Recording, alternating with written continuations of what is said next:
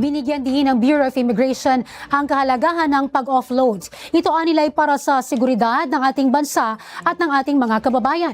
Samantala, nilinaw din nilang sila'y tatalima sakaling imandato ang reimbursement para sa mga pasaherong na offload. Si Luz Kasipit, una sa balita.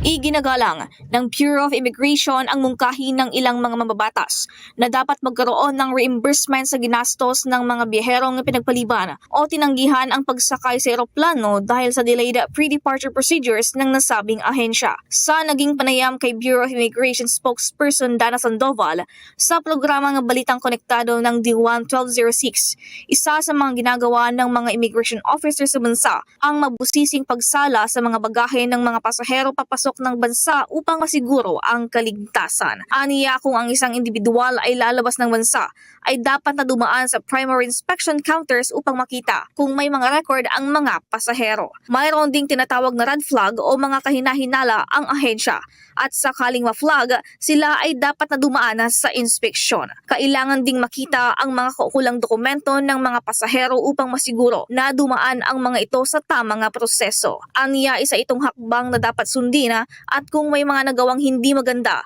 o pagkakamali ang isang immigration officer para magresulta sa isang offloading ay nararapat lamang na ibigay ang tamang aksyon tulad ng reimbursement. Actually, this has been part of the previous GAA, the General Appropriations Act. And ito po ay nirespeto ng ating opisina.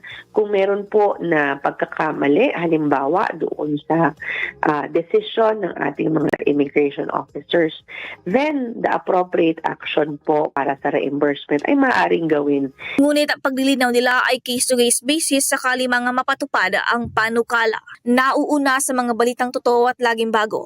Luz Kasipit, alauna sa balita, Congress TV.